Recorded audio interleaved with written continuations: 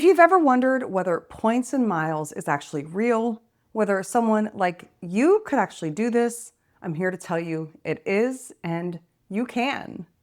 Wherever you're starting from, I want to help you get educated and explore this world like we have for the last 5 years. In 2022, I redeemed my first hotel on points. 4 nights, downtown St. Louis, nothing glamorous, but it was $0 out of pocket. It's June of 2026 now, and the amount of travel I have redeemed has grown to over $154,000 in total. I didn't start with a plan, I didn't have a mentor, I fumbled through my first year or more, like most people do. If you've been curious about points and miles but have no idea where to begin, I made this video for you. Let's get into it. I'm Stacy, welcome back, where I share my points and miles journey from sign-on bonuses to actual trips taken. Affiliate links are always in the description. Here we go. Here's the honest version of how my journey started. Pre-points and miles, I began doing mother-daughter trips, New York in 2017, South Padre Island, Texas in 2018, Seoul with my middle son in 2019, and Philadelphia with my husband later that year for our 20th wedding anniversary. Every one of those trips was paid for in cash, and I felt every dollar of it. I was frugal everywhere else I could be because the hotel alone had already taken out a big bite of the budget. I was careful with how I spent my money everywhere else, from dining to souvenirs.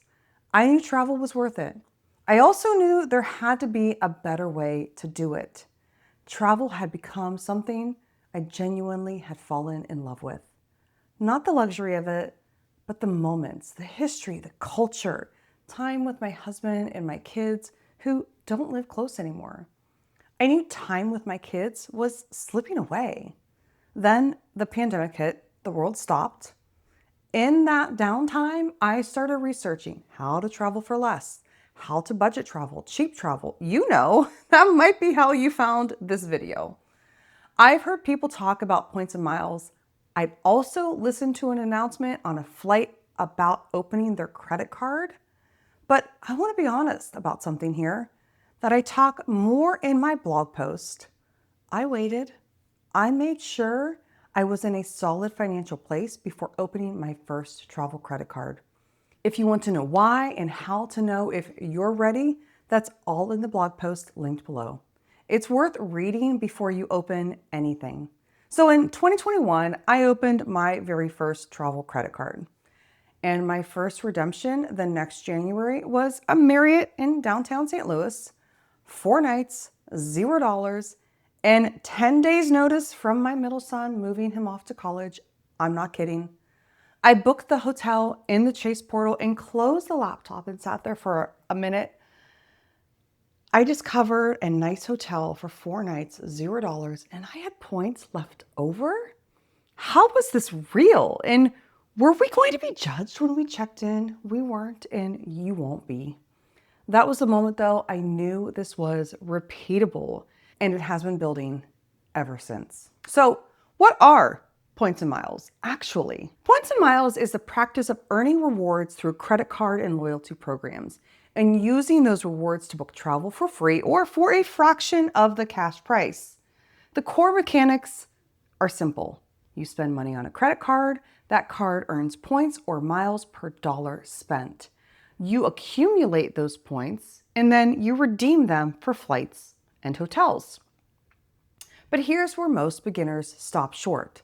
Not all points are created equal, and how you use them matters more than how many you have. I have booked business class flights for 29,000 points that would have cost thousands in cash. Hotel rooms for 35,000 points that run $1,500 a night. Those aren't flukes. They're the results of learning and understanding which points to earn, which programs to transfer them to, and when to pull the trigger. It takes time to learn, but it is not as complicated as it looks from the outside. And once that first piece clicks, everything else follows. So where do you actually start? The most common entry point in this hobby is the Chase Sapphire Preferred. Low annual fee, strong welcome bonus, and it earns Chase Ultimate Rewards, one of the most beginner-friendly transferable points currencies out there. Plus, it got a nice new refresh at the time of this recording, June of 2026. Check out my referral link below for the limited time 100,000 point offer. It's exactly where I started. It's not the only starter card out there, but one of the most recommended. If you have questions, if it is the right card for you, go ahead, ask me in the comments. Happy to answer any questions. Transferable points are the foundation of this hobby. I have a dedicated video on this alone, linked in the description, but the short version is they're flexible. They're not locked into any one hotel or airline. You can move them to multiple partners and follow the best value wherever it is. Learning more about flexibility is what took me from 12,500 in redemptions in 2022, which I thought was awesome, to nearly 58,000 in 2025, which is still mind-boggling to me. Same types of cards, different understanding of how to use them. What do I recommend you do moving forward? Start with one card, learn it, understand the welcome bonus, the earning categories, the transfer partners. Don't open 5 cards at once. Don't try to master everything in month 1 or year 1. And don't confuse the travel portal with the whole game. Booking through Chase Travel or Amex Travel is fine and sometimes the right call, but it is not where the highest value lives in most cases. Transfer partners are where things get really interesting.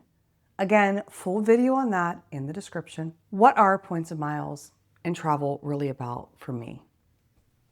I want to be honest about something. Well, I think I'm always honest. I don't do this for the luxury. I have flown business class. I've stayed in oceanfront suites, and those things are great. But that's not the point for me.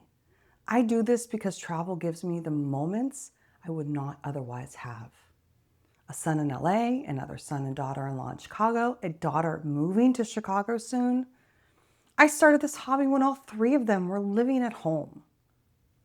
Points and miles makes it possible to show up for them more often. To turn a cruise with my husband into a long weekend in Santa Monica for an event for the one boy, or to fly to Chicago to witness a marriage proposal for the other. To turn milestones into memories. Points and miles is personal, just like personal finance is personal, just like parenting is personal. What works for one person won't work for another. There is no cookie cutter approach out there that fits everyone. The real skill in this hobby is critical thinking, understanding your own situation and making it work for you. That is why I make this content, and that is why I want you to get this right. So, where do you go from here? Read the blog post first, especially if you're not sure you're financially ready to start. That conversation is more important than you think, and I don't rush it in the blog the way I did here. Then watch the transferable points video. That is the single most important concept in this hobby, and it is the foundation everything else builds on. The second is how you earn your points strategically, and more to come on that later. Once you're earning and redeeming, there's a whole next layer to learn. Not all business class is created equal. 65,000 points on one airline can get you a completely different experience than 65,000 points on another. That's a video for another day. I'm still learning. Everything is linked in the description, my free beginner's guide, recommended cards, the tools I use to search and book award travel. If this helped, hit that like button and subscribe to follow along. See you in the next one. Before I forget, for those who stay to the end, and I very much appreciate you, I told you this was Jules, right? And I told you I was going to buy a fern named Vern, and here she is. So meet Vern, and she's a buddy now to Jules. The other part I wanted to ask you, and please feel free to leave that comment in the comments section. I moved in front of my desk this time.